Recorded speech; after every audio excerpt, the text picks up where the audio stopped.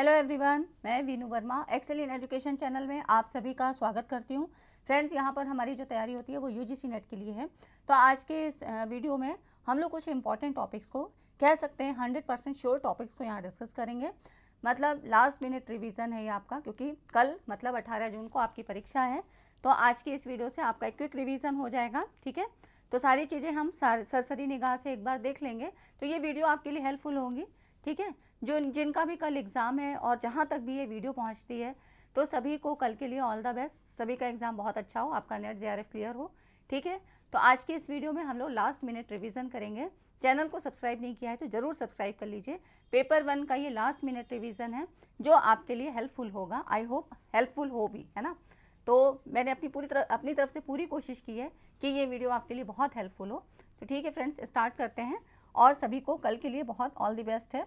ठीक है, तो यहाँ पर हम कुछ टॉपिक्स को यहाँ डिस्कस कर लेते हैं जो कि आपके टीचिंग के जो आपके टीचिंग एंड रिसर्च एप्टीट्यूड का एक पेपर होगा, इसके लिए पेपर 1 के लिए टॉपिक्स इंपॉर्टेंट हैं। जैसे कि अब देखिए, यहाँ पर टीचिंग एप्टीट्यूड बहुत ईजी सवाल बनते हैं, लेकिन जब इन सवालों को आप हल करेंगे तो आपको कुछ तो कॉन्सेप्ट आधारित होते हैं, कुछ आपको, क्योंकि बहुत ईजी यूनिट है, तो कुछ आपको अपने मानसिक क्षमता के आधार पे, मेंटल एबिलिटी के आधार पे उनको करने होते हैं। ठीक है, तो जब हम टीचिंग एप्टीट्यूड के सवालों को हल करते हैं तो आपकी क्या है, एक पॉजिटिव अप्रोच के साथ करना चाहिए। एज ए टीचर आप क्या सोचते हैं, बच्चों के लिए कितनी चीज़ें हेल्पफुल हैं, इसके अकॉर्डिंग आपको ऑप्शन को जो है सिलेक्ट करना है। ठीक है, तो यहाँ पर हम देख लेते हैं टीचिंग स्टेप्स कौन कौन से हैं। जैसे कि यहाँ पर देखिए, सबसे पहले आपके ऑब्जेक्टिव्स और प्लानिंग आप सेट करते हो। ठीक है, जैसे इस्टेब्लिशिंग क्लियर लर्निंग ऑब्जेक्टिव्स और प्लानिंग। जब आप कभी जाते हो टीचिंग के लिए क्लास में, तो सबसे पहले टीचिंग स्टेप्स कौन कौन से होते हैं,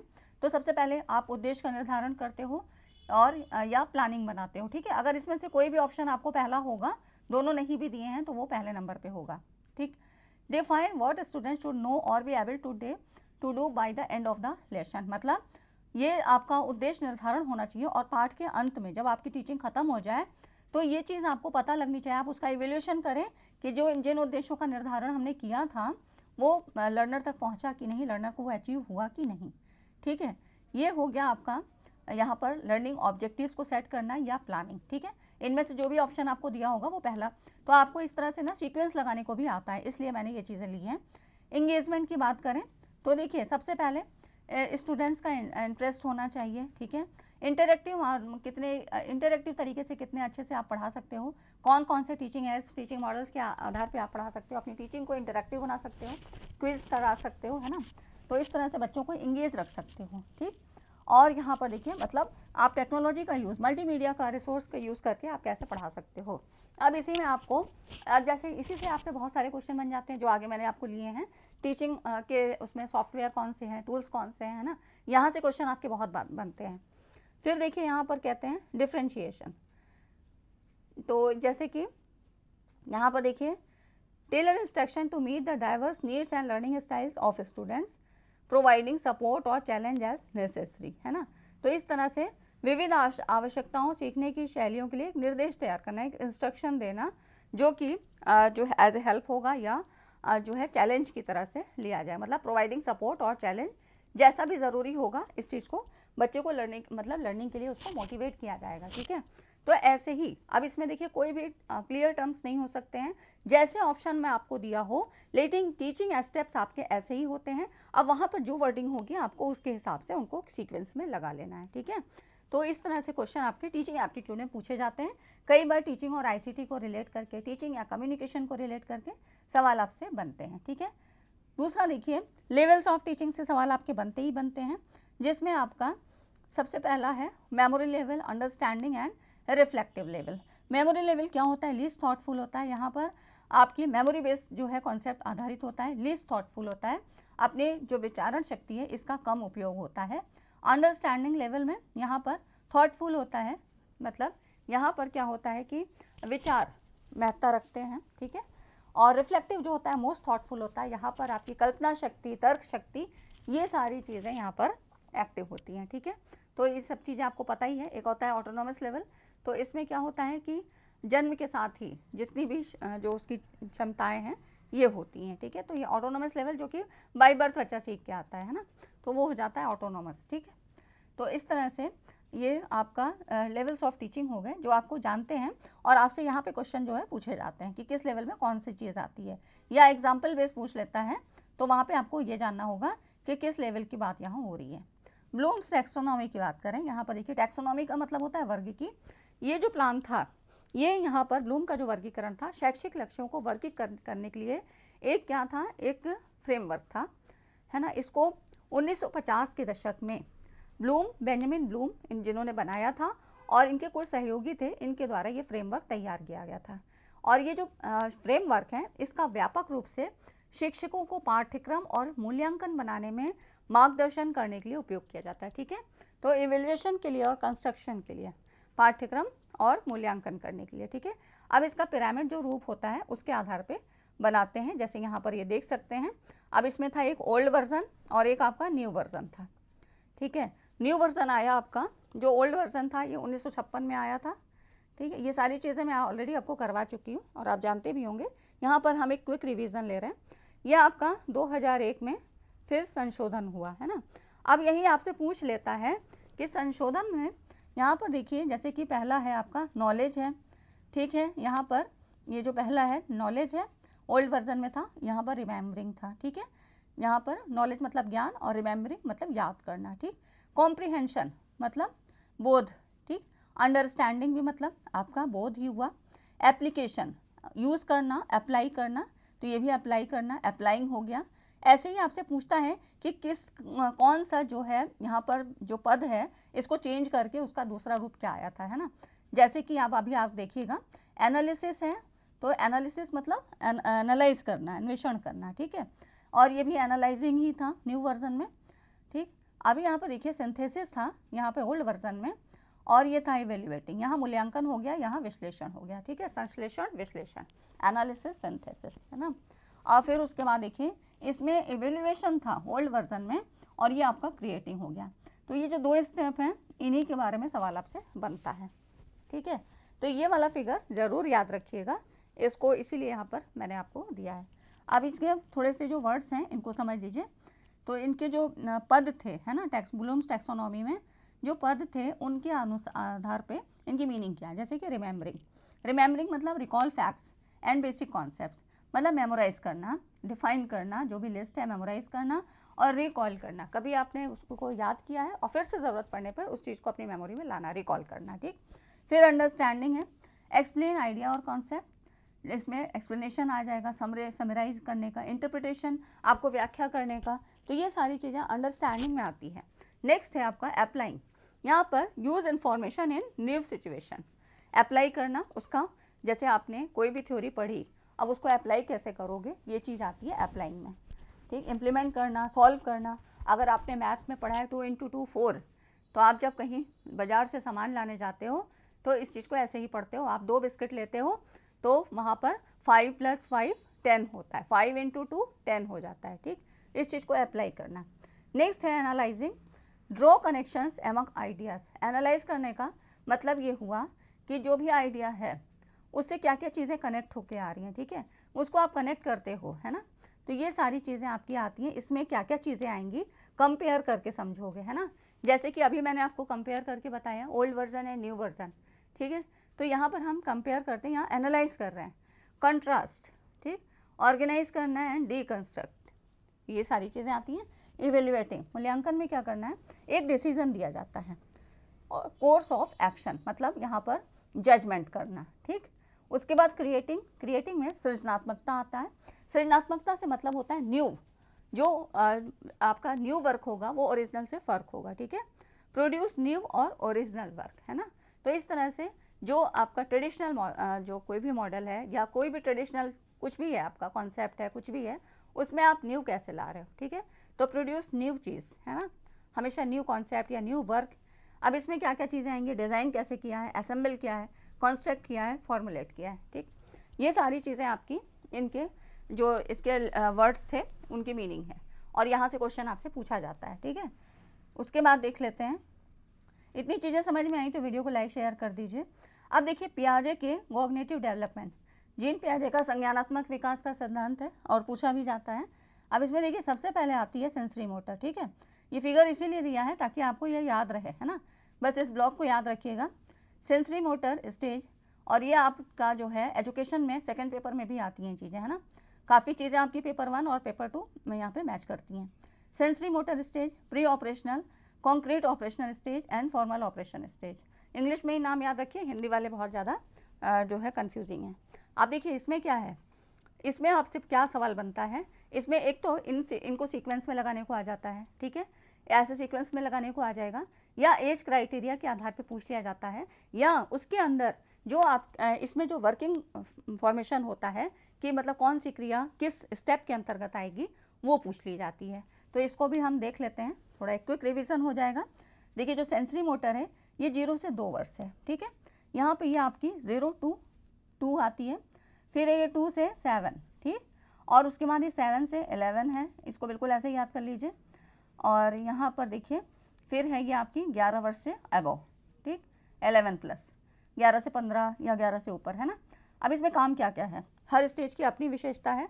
इसमें सेंसरी मोटर से होता है कि शिशु अपनी इंद्रियाँ, मतलब जो सेंस ऑर्गन्स हैं और मोटर क्रियाओं के माध्यम से दुनिया में क्या चीज़ें हैं उसको मतलब वो अनुभव करते हैं, ठीक है, ये सेंसरी मोटर है। अब देखिए ऐसे ही क्वेश्चन आपसे पूछे जाते हैं और इसी तरह से आपसे एग्जाम्पल भी बना दिया जाता है, तो थोड़ा सा कॉन्सेप्ट जब पता रहता है तो आप चीज़ों को रिलेट कर पाते हो, है ना। सेंसरी मोटर स्टेज जन्म से 2 वर्ष की है, मतलब पहली स्टेज हो गई। यहाँ पर जो उसके सेंस ऑर्गन है और जो मोटर्स क्रियाएँ, मतलब हाथ पैर को चलाना इस तरह से, ठीक है, इसके माध्यम से वो अनुभव करता है।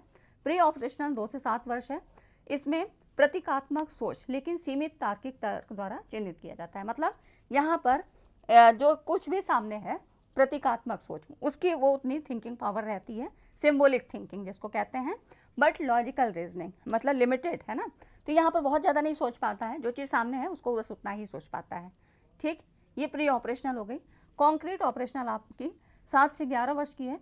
बच्चे ठोस अवधारणा और तार्किक संचालन को समझते हैं।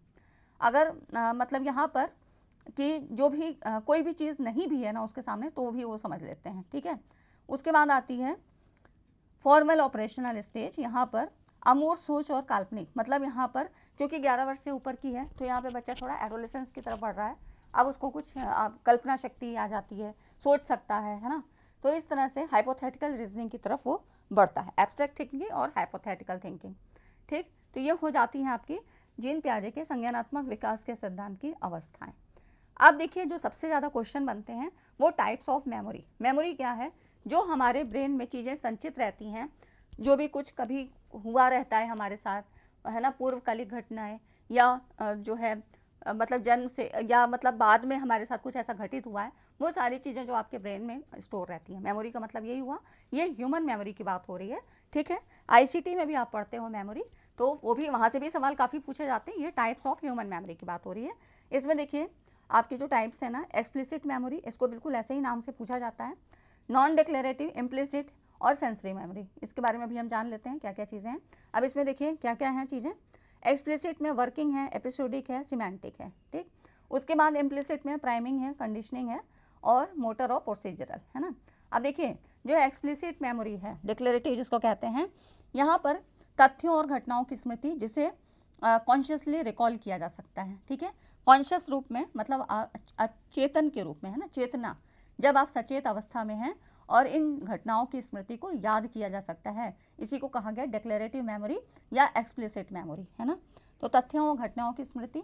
अब इसमें एपिसोडिक क्या है, एपिसोडिक है व्यक्तिगत अनुभव और विशिष्ट घटनाओं की स्मृति, जिसमें समय, स्थान ये सब शामिल है ना। व्यक्तिगत अनुभव जैसे कि आप कुछ एक खास डेट में कहीं गए और किसी की मैरिज एनिवर्सरी में गए, वहाँ की पार्टी आपको याद है ना, तो व्यक्तिगत अनुभव आपने वहाँ कैसा फील किया, ये सारी चीज़ें आपको समय और स्थान के हिसाब से पूरी चीज़ें याद हैं। सिमेंटिक मेमोरी में क्या होता है, सामान्य ज्ञान, तथ्यों और अवधारणाओं की स्मृति जो व्यक्तिगत अनुभवों से जुड़ी नहीं है। यहाँ पर सिमेंटिक मेमोरी में सामान्य ज्ञान जो एक जनरल नॉलेज की बात होती है, फैक्ट्स होते हैं, कॉन्सेप्ट्स होते हैं, आपके पर्सनल एक्सपीरियंस से कोई मैच नहीं होता है, ठीक है। ये हो जाता है आपका। और उसके बाद है आपका यहाँ पर देखिए इम्प्लिसिट। इम्प्लिसिट में क्या है, नॉन डिक्लेरेटिव, इसमें वो चीज़ें आती हैं, वह स्मृति जो सचेत जागरूकता के बिना व्यवहार को प्रभावित करती है। यहाँ पर ये कॉन्शियस अवेयरनेस से मतलब नहीं होता है, लेकिन फिर भी वो हमारे व्यवहार को कहीं ना कहीं जो यहाँ पर उसको प्रभावित करती है, इन्फ्लुएंस डालती है। ये होती है इम्प्लिसिट। ठीक है, तो आप ऐसे ही, इसलिए मैंने ये चीज़ रिवाइज करवाई आपको कि आप ऐसे स्लाइड वाइज भी आप याद रखोगे ना, तब भी कल आपके हो सकता है अगर इसी में से क्वेश्चन आ जाए तो आप मुझे याद करोगे कहीं ना कहीं, है ना, कि पढ़ाया था मैंने और आपका क्वेश्चन में आ गया। या ज़रूरी नहीं है कि ऐसे ही क्वेश्चन आए, लेकिन अगर आपसे इस तरह से रिलेट करके भी पूछा जाए तो आप कम से कम अगर पहले से पढ़ा है मान लो तो ये यहाँ रिवाइज हो जाता है ना। तो ये हो गया आपका इम्प्लिसिट मेमोरी में, जो कि यहाँ पर आपकी कॉन्शियस अवेयरनेस नहीं है। जैसे कि बाइक चलाना है, टाइपिंग है, बहुत पहले सीखी थी, हम रोज़ उसको नहीं चला रहे लेकिन फिर भी कहीं याद है। अगर आपको 2 साल बाद भी कहीं बाइक चलाने का मौका मिलेगा तो आपको आती है। कार चलानी आपने बहुत पहले सीखी थी लेकिन बीच में छोड़ दी है क्योंकि अब आप ऑफिस जाते हो कैब से, फिर भी आपको अगर घर आके कार चलाओगे तो आती है ना। तो ये हो जाती है आपकी प्रोसीजरल मेमोरी। फिर है इसमें देखिए प्राइमिंग। प्राइमिंग क्या है? एक उत्तेजना के संपर्क में आने से दूसरी, जो स्टिमुलस की बात हो रही है ना, exposure to one stimulus influence the response to another stimulus, उद्दीपन जिसको कहते हैं, तो उसके संपर्क में आने से दूसरे के प्रति प्रतिक्रिया प्रभावित होती है। ठीक है, तो ये आपकी, जैसे कि अगर लाइट आपकी आंखों में पड़े तो आपकी आंखें ब्लिंक करती हैं, है ना। क्लासिकल कंडीशनिंग, यहाँ पर क्या होता है? Learning through association between stimuli, मतलब यहाँ पर जो स्टिमुलस होता है उसके आधार पर रिस्पॉन्स दिया जाता है। शास्त्रीय क्लासिकल कंडीशनिंग, पैवलॉव की क्लासिकल कंडीशनिंग पढ़ी है ना। तो थॉर्नडाइक और पैवलॉव से भी क्वेश्चन आपके बनते हैं। थॉर्नडाइक में आपको जो आपके यहाँ पर प्राइमरी और जो दूसरे थे मेन, है ना, तो ये वाले जो है आपको कॉन्सेप्ट याद रहने चाहिए। ठीक है, तो इसमें देखिए यहाँ पर जो पैवलॉव की क्लासिकल कंडीशनिंग थी उसमें क्या था कि घंटी बजी, खाना दिया गया और लार आया, है ना। तो ये क्या था? स्टिमुलस के माध्यम से यहाँ पर उसको जो है संबंध उसने बनाना सीखा। ठीक है, तो ये आपके पैवलॉव की क्लासिकल कंडीशनिंग। तो ये क्लासिकल कंडीशनिंग से मतलब हुआ लर्निंग थ्रू एसोसिएशन बिटवीन, कुछ ऐसा जो स्टिमुलस, जो भी स्टिमुलस मतलब क्या, जो कि क्रियाओं को प्रभावित करता है ना, तो यहाँ पर उनके बीच में ऐसा संयोजन, ऐसा कोऑर्डिनेशन होता है कि उससे वो क्रिया प्रभावित होती है। ठीक है, ये इसकी मीनिंग हो गई। अब देखिए यहाँ पर दूसरी जो है सेंसरी मेमोरी, यहाँ पर क्या है? ये शॉर्टेस्ट टर्म मेमोरी होती है। Immediate initial recording of sensory information. Sensory है मतलब यहाँ पर देखिए इसमें जो है आपकी ये बहुत शॉर्ट टाइम के लिए होती है। ठीक है, एक्सट्रीमली शॉर्ट ड्यूरेशन के लिए और लार्ज कैपेसिटी बट रैपिडली डिक्यूज, मतलब ये तुरंत आपके उसमें आती है, कॉन्टैक्ट में आती है, ये तुरंत मतलब आपका जो है यहाँ पर एक्शन होता है लेकिन तुरंत ही नष्ट भी हो जाता है। ठीक है, तो ये सेंसेस के आधार पे होती है, सेंसरी मेमोरी है। इसमें देखिए आइकॉनिक, विजुअल मेमोरी, तो हमारे सेंस कौन से काम करेंगे? आंखें काम करेंगी। विजुअल मेमोरी है, विजुअल सेंसरी मेमोरी, कोई चीज़ आपने देखी है, आपकी आंखों में थोड़ी देर तक उसकी इमेज है, उसके बाद आपको धुंधला धुंधला याद है। एक्विक मेमोरी है ना, ये आइकॉनिक हो गई। एक्विक ये क्या है? Auditory sensory memory, last about 3-4 seconds. ठीक है, हैप्टिक, टच वाला जो होता है ना, हैप्टिक है, टच के आधार पे। ये टैक्टाइल सेंसरी मेमोरी होती है। ठीक है, तो यहाँ पे स्पर्श के आधार पे कोई चीज़ आप छू के उस चीज़ को मेमोरी में कैसे लाते हो, है ना, ये हो जाती है आपकी सेंसरी मेमोरी, जहाँ पे सेंस ऑर्गन्स काम करते हैं। ठीक है, तो अगर इससे आधार पे क्वेश्चन आते हैं तो आप ज़रूर से कर लोगे, है ना, कि एक्सप्लिसिट और इम्प्लिसिट से ही ज़्यादा पूछा जाता है। जहाँ पर हमारा जो कि जैसे था एक्सप्लिसिट में, यहाँ पर क्या है, आप सचेतन अवस्था में होते हो, आप उन चीज़ों को रिकॉल करते हो, आप खुद से गए हो, है ना, तो ये सारी चीज़ें क्या है, आप कॉन्शियसली अवेयर हो वहाँ पे, है ना, ये हो जाती है आपकी एक्सप्लिसिट। इम्प्लिसिट में क्या था? जो कि सचेत जागरूकता के बना व्यवहार को, जैसे कि बाइक चलाना, टाइपिंग, कोई चीज़ कभी सीखी थी वो मेमोरी में बहुत ज़्यादा हमको रोज़ नहीं याद करना पड़ रहा है लेकिन वो है कहीं ना कहीं, है ना, तो ये हो गया आपका। ठीक है, अब देखिए यहाँ पर कुछ जो इवेल्यूशन सिस्टम में जहाँ से सवाल आपके ज़्यादा पूछे जाते हैं, इसमें रूब्रिक्स। रूब्रिक्स क्या है? एक ये इवेल्यूशन का टूल्स है जहाँ पे एक स्केल कह सकते हैं। ठीक है, इसमें लिखित से मौखिक, दृश्य, ये सारे जो है इनका एक क्राइटेरिया सेट करके एक अंक, उपलब्धि अंक तैयार किया जाता है ना। एक scale, structure, achievement criteria to create clear achievement scores, है ना, तो एक तरह का अचीवमेंट स्कोर्स को प्राप्त करने के लिए यहाँ तैयार किया जाता है, जिसमें असाइनमेंट, है ना, और जो क्लास की पार्टिसिपेशन होती है, सारे के आधार पे जितने भी और भी जितने ग्रेड्स हैं उनके आधार पे इसको बनाया जाता है। ये भी दो प्रकार के होते हैं, होलिस्टिक और एनालिटिकल रूब्रिक्स, ठीक है। तो यहाँ पर होलिस्टिक में सारा ही पूरा आपका देखा जाता है, और एनालिटिकल रूब्रिक्स जो है list showing the criteria for determining the quality of the testing, ठीक है। एक निश्चित मानदंड मतलब गुणवत्ता निर्धारण के लिए मानदंडों को दर्शाने वाली सूची, ये आपके एनालिटिक रूब्रिक्स होती है, ठीक है। तो रूब्रिक्स एक तरह से क्या है, ये आपका एनालिटिकल एक ये मूल्यांकन उपकरण है ना। इसमें सभी प्रकार के जितने भी विद्यार्थी के अचीवमेंट्स होते हैं या कार्य होते हैं, इनका एक निर्धारित उपलब्धि मानदंड स्थापित करके एक यहाँ पर अचीवमेंट स्कोर यहाँ तैयार किया जाता है, ठीक। इससे सवाल आपसे बनते हैं। सबसे ज़्यादा सवाल आपके यहाँ बनते हैं आपके types of tools and software, बहुत ज़्यादा इंपॉर्टेंट है, एक बार रिवाइज कर लेते हैं, आपके लिए कल के लिए हेल्पफुल होगा, ठीक है। अभी तक वीडियो को नहीं लाइक किया तो लाइक ज़रूर करें, इस वीडियो को बनाने में मुझे बहुत मेहनत लगी है, ठीक है। तो यहाँ पर देखिए LMS system, learning management system, जहाँ पर आपको एक लर्निंग मैनेजमेंट प्लेटफॉर्म जहाँ पर सारी चीज़ें आपकी ऑर्गेनाइज तरीके से मिलती हैं। लर्निंग मैनेजमेंट सिस्टम है, यहाँ पर टीचर के लिए, स्टूडेंट के लिए कंटेंट यहाँ पर डिलीवर कर सकते हैं, क्रिएट कर सकते हैं, ये सारा। तो अब इसमें कौन कौन से प्लेटफॉर्म्स होते हैं, लाइक मूडल, ठीक है। और यहाँ पर देखिए कैनवास, कैनवस और कैनवा दो तरीके के होते हैं, ये कैनवस है, LMS सिस्टम है, और black board facilities, course management, ठीक है, content delivery and student engagement through features like online assignment, discussion forum and grade tracking.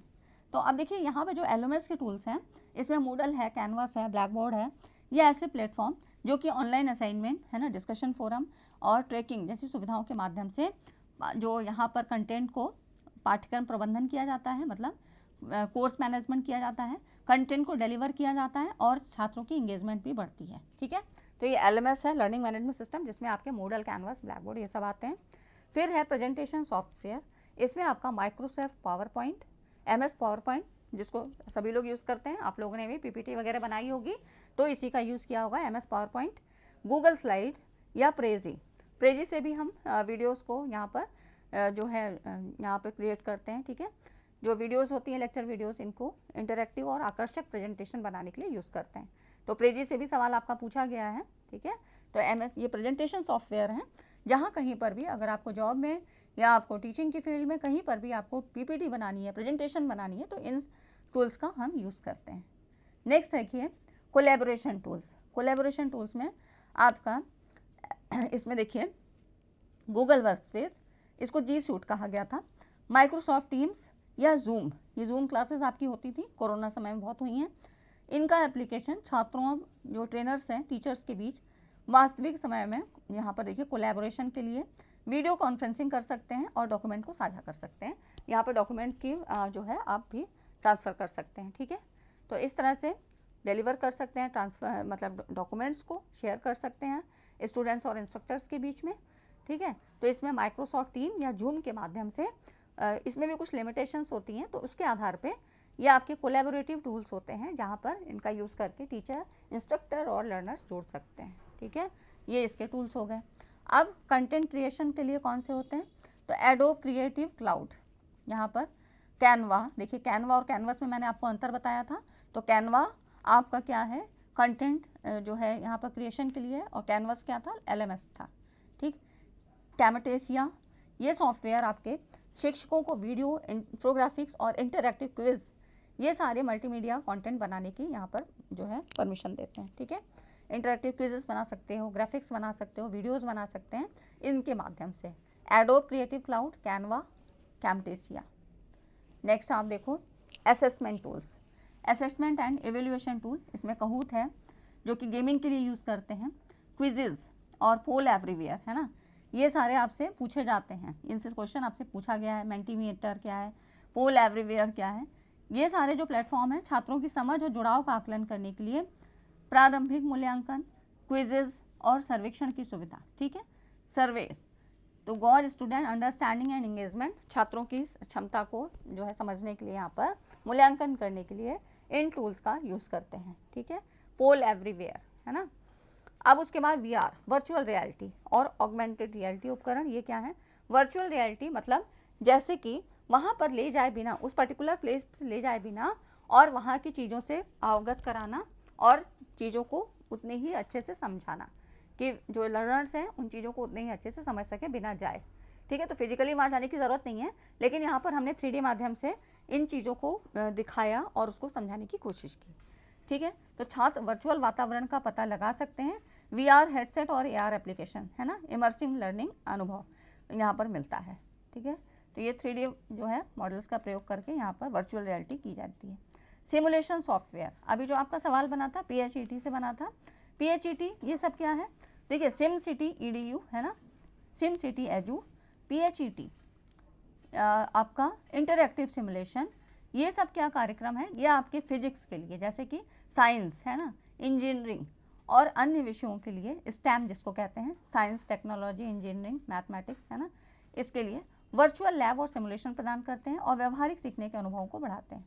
तो PHET क्या है आपका, साइंस से संबंधित, इंजीनियरिंग से संबंधित, ठीक है। ऐसे ही आपसे यहाँ से क्वेश्चन पूछा गया है अभी दिसंबर वाले में, ठीक है। तो ये हो जाता है PHET, आपको साइंस और टेक्नोलॉजी से संबंधित जो भी चीज़ें हैं वो आपको यहाँ इससे संबंधित, ठीक है। PHET interactive simulation. इतनी चीज़ें समझ में आई फ्रेंड्स, तो वीडियो को लाइक एंड शेयर कर दें। आप देखिए यहाँ पर आप गेम्स और गेमिफिकेशन के लिए कौन कौन से प्लेटफॉर्म्स हैं। तो एजुकेशनल गेम्स, एजुकेशनल गेम से मतलब ये होता है कि यहाँ पर जो टीचिंग है उसको बहुत इंटरैक्टिव बनाया जा सकता है, ठीक है। तो जैसे कि अब आप तो बड़े हो तो कितनी देर का भी लेक्चर हम ले लेते हैं, क्लास ले लेते हैं, है ना, लेकिन कुछ छोटे बच्चों को कुछ चीज़ें सिखानी है तो उनको हम यहाँ पर एजुकेशनल गेम्स के माध्यम से, ऐसे प्लेटफॉर्म्स के माध्यम से सिखाते हैं। तो अब इसमें देखिए कहूत, कहूत क्या है, इसका डिस्क्रिप्शन देखिए।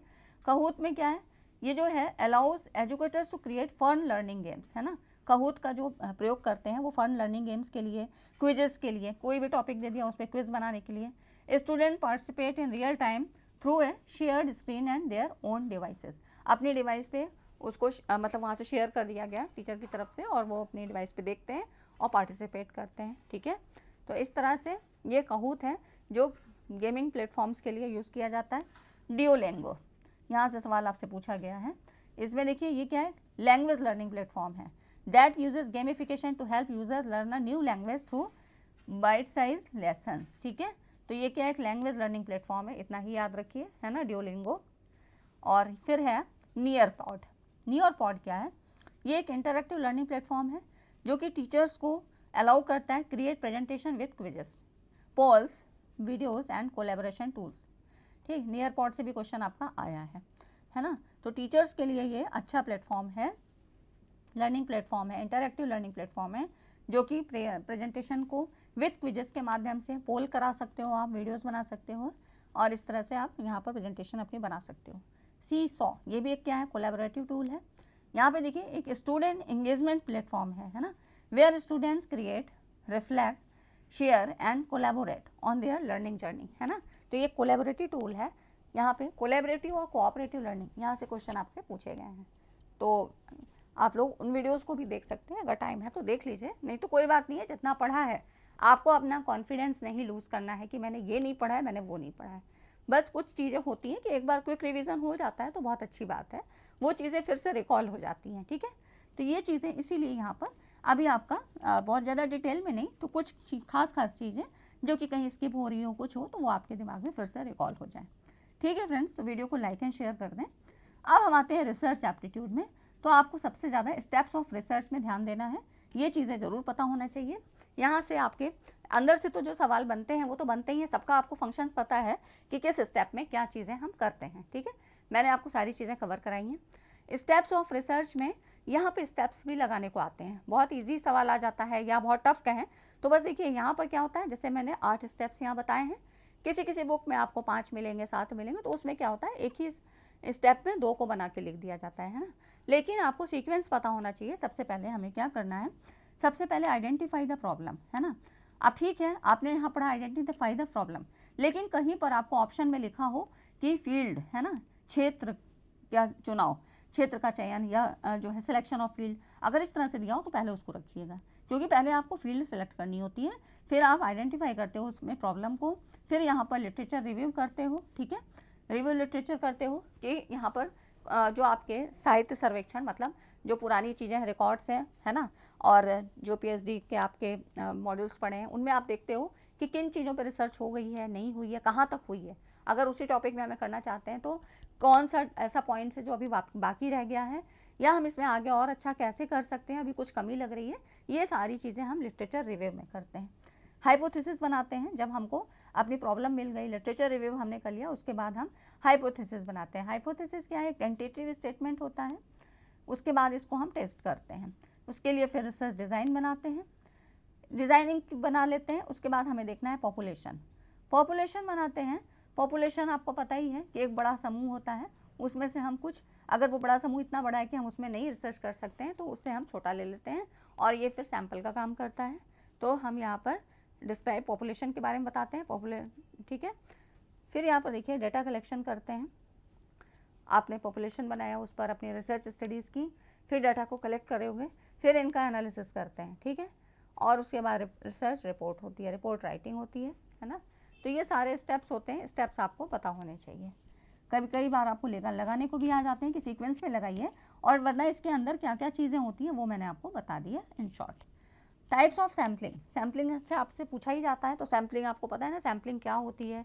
और तो सैम्पलिंग मतलब जब हम जो है कोई बड़े समूह में जो हमारा पॉपुलेशन है उससे हम नहीं उसमें रिसर्च कर पा रहे हैं, तो वहाँ से छोटा एक ग्रुप उससे ले लेते हैं जो कि पूरी तरह से रिप्रेजेंट करता हो, वहाँ पर कोई बायसनेस नहीं होनी चाहिए, कोई पक्षपात रिसर्चर की तरफ से नहीं होना चाहिए।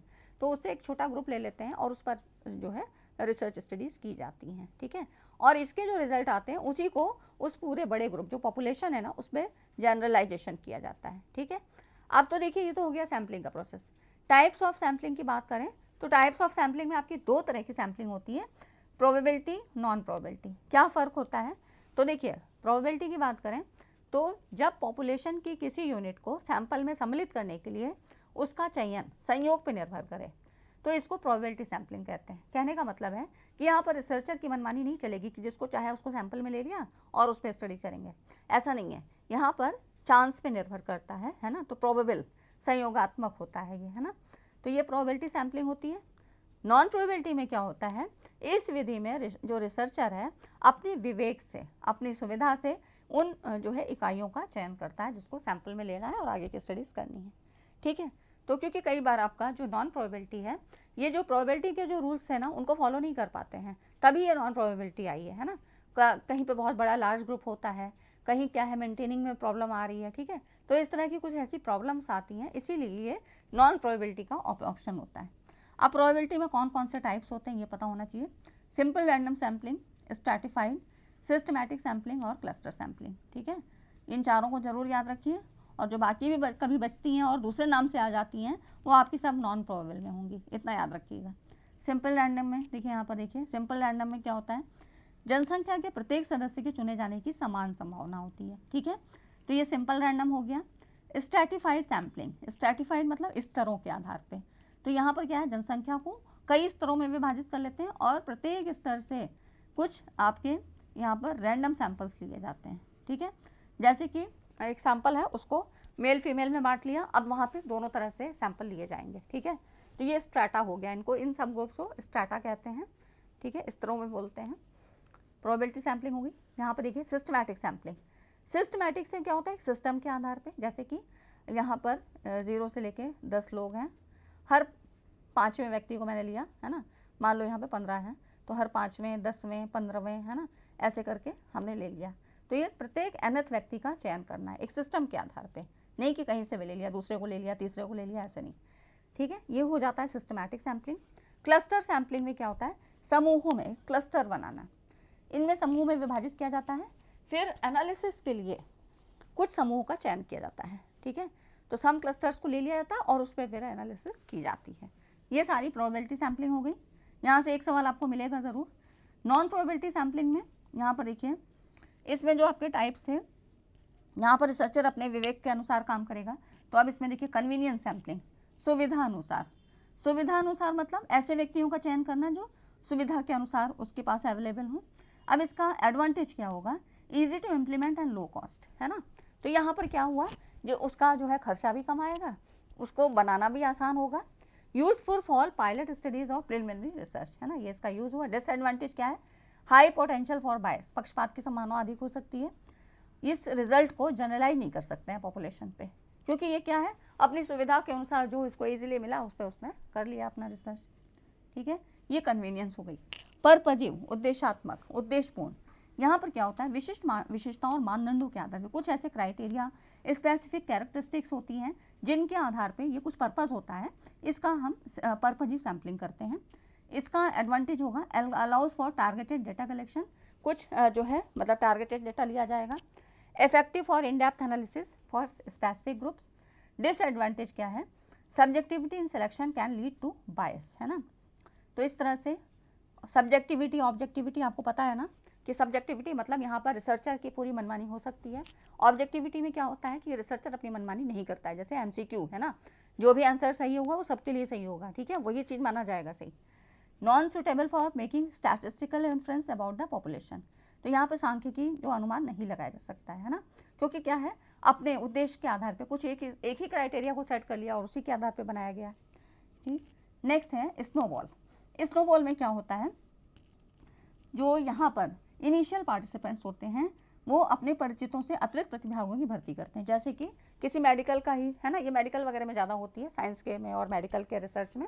तो यहाँ पर क्या होता है कि कुछ जैसे कि किसी दवा के बारे में पूछना है या उसकी जानकारी कलेक्ट करनी है, तो उसका पहले जो लोग इनिशियल मिले उनसे पूछा जाएगा क्या इफेक्ट है, डॉक्टर से पूछा जाएगा, इस तरह और जो लोग हैं उनसे पूछा जाएगा, तो ऐसे करके चेन बनती है।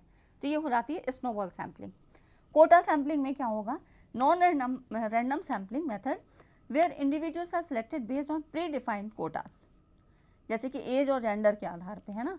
कोटा सैम्पलिंग में मतलब पूर्व निर्धारित कोटा के आधार पे, है ना, तो एज के आधार पे, जेंडर मतलब पहले से ही निर्धारित किया है उसके आधार पे ये कोटा सैम्पलिंग होती है, ठीक है।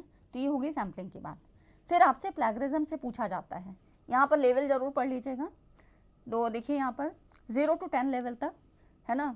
प्लैगरिज्म क्या होता है कि मतलब किसी का भी कंटेंट है, आपने उसको कोई भी रेफरेंस नहीं दिया, कोई भी उसको थैंक्स नहीं बोला, कहीं पर भी नाम उसका मेंशन नहीं है, लेकिन उसका कंटेंट यूज़ कर रहे हैं, कॉपी पेस्ट करके हम यूज़ कर रहे हैं, ये हो जाता है प्लैगरिज्म, साहित्यिक चोरी, किसी का कंटेंट चोरी करना। ठीक, अब इसके लेवल्स क्या हैं, क्योंकि इसी के आधार पर कुछ पनिशमेंट भी हैं, है ना। ये क्वेश्चन आपसे पूछे जाते हैं और बहुत पूछे गए। अब इसमें देखिए 0 to 10% में क्या होता है, कोई दंड नहीं है। 10% तक की अगर सिमिलैरिटी है कंटेंट में तो वहाँ पर कोई भी पनिशमेंट नहीं है, ठीक है। ये तो 0 लेवल हो गया। अब जो फर्स्ट लेवल है, प्रथम स्तर, है ना, ये शून्य स्तर हो गया, इस तरह से करके 3 स्तर मिलेंगे, ठीक है। तो 0 हो गया, फिर फर्स्ट, सेकंड और थर्ड, गलत मत कर दीजिएगा कि फर्स्ट, सेकंड, थर्ड, फोर्थ, है ना। अब देखिए फर्स्ट लेवल है, इसमें 10 to 40, है ना, ये आपका परसेंटेज लेवल है, यहाँ तक की सिमिलैरिटी होगी तो ऐसे छात्रों को 6 माह की निर्धारित अवधि के भीतर संशोधित आलेख को जमा करने को कहा जाएगा। अब जो सेकंड लेवल है 40 to 60, यहाँ पर सिमिलैरिटी है, तो ऐसे छात्रों को 1 वर्ष की अवधि के लिए संशोधित आलेख को जमा करने से वंचित किया जाएगा। तो देखिए उस वाले में कम था, 6 माह के लिए जो था उसको पनिशमेंट था, और फिर से आपको डॉक्यूमेंट्स यहाँ जमा करने को कहा जाएगा। ऐसे छात्रों को जो सेकंड लेवल पे हैं 40 से 60%, मतलब आधे से भी ज़्यादा परसेंट तक की जो है चोरी कर लेते हैं कंटेंट की, उनको 1 वर्ष की अवधि के लिए फिर से डॉक्यूमेंट जमा करने को कहा जाएगा, करेक्ट करके लाओ। थर्ड लेवल का है 60% से अधिक, है ना। अब जो 60% से अधिक है तो इनका जो है रजिस्ट्रेशन ही रद्द कर दिया जाएगा, ठीक है। तो ये सारी चीज़ें। अब देखिए यहाँ पर टूल्स कौन कौन से यूज़ होते हैं प्लैगरिज्म चेकिंग के लिए, जिसमें से आपके टर्निटिन से सवाल पूछा गया है, उरकुंड से सवाल पूछा गया है, ठीक है, और आपके जो है और यहाँ पर देखिए तो इसमें, है ना, तो इस तरह से ये सारे जो है आपसे टूल्स के बारे में पूछा गया है। अब इसमें देखिए कुछ वेबसाइट्स के नाम भी पूछे गए हैं, तो देखिए टर्निटिन, है ना, टर्निटिन का यूज़ करते हैं, यह यहाँ पर मैच करता है कि जो पहले से कंटेंट है और जो अभी कंटेंट आ रहा है उसमें पता लगाता है कि कितनी कंटेंट चोरी की है ना, तो डिफरेंस यहाँ पे निकाल लेता है टर्निटिन। ग्रामरली, कॉपीज की, PlagScan, DupliChecker, Quetext, Viper, small ECO tools, है ना, Urkund, WriteCheck, PlagTracker, ये सारे इसके नाम हैं। जहाँ पे प्लैगरिज्म ये सब आ रहा है वो तो आप देख ही लोगे, है ना। तो ये सब आपके टूल्स हैं प्लैगरिज्म चेकिंग के लिए। अब हम आते हैं कम्युनिकेशन का जो एक इम्पॉर्टेंट टॉपिक है, ठीक है। यहाँ पर देखिए फ्रेंड्स, वीडियो को अभी तक नहीं लाइक किया तो लाइक शेयर कर दें। वीडियो थोड़ी बड़ी है लेकिन आपका एक क्विक रिवीजन यहाँ पर हो रहा है ना, और सारे इंपॉर्टेंट कॉन्सेप्ट्स हैं।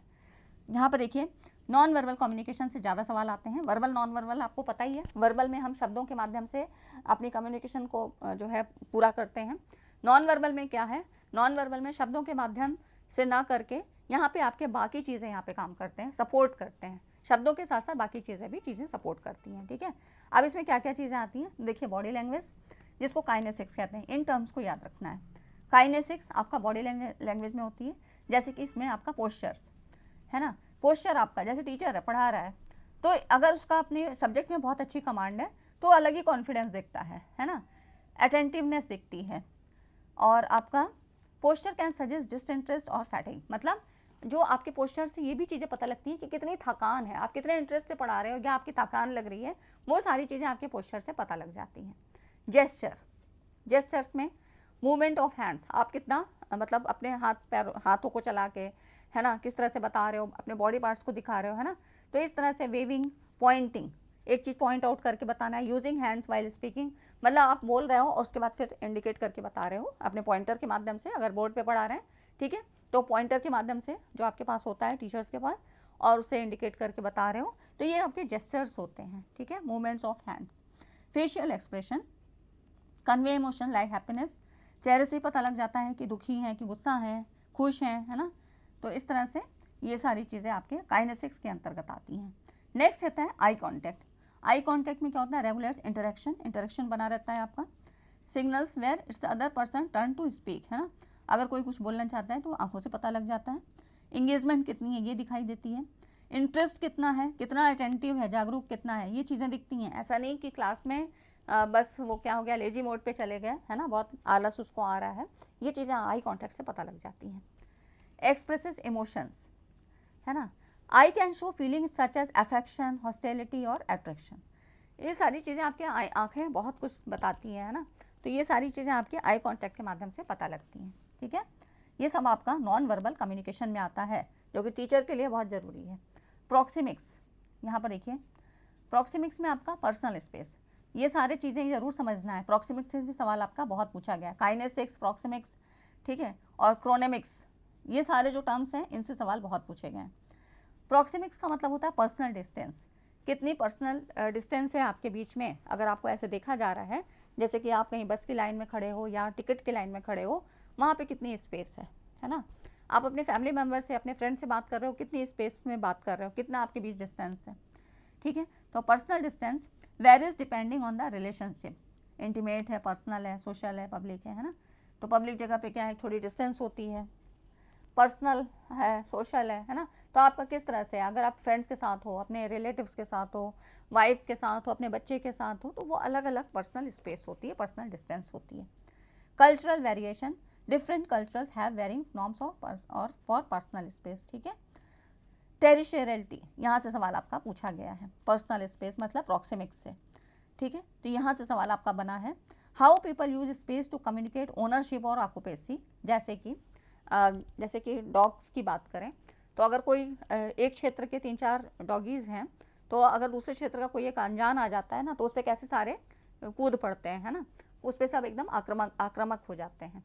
तो मतलब दूसरे की एंट्री यहाँ पर नहीं है, तो ये अपनी अपनी फील्ड मतलब टेरिशरी, उनका अपना ये क्षेत्रीयता है ना। इसी तरह से जब आप कभी आपने मान लो रिजर्वेशन नहीं है, लेकिन आप ऐसे नॉर्मल बस में या ट्रेन में चढ़े, तो वहाँ आप अपना बैग रख देते हो, है ना, कुछ नहीं तो अपना रुमाल रख देते हैं, ये मेरी स्पेस है, ठीक है ना।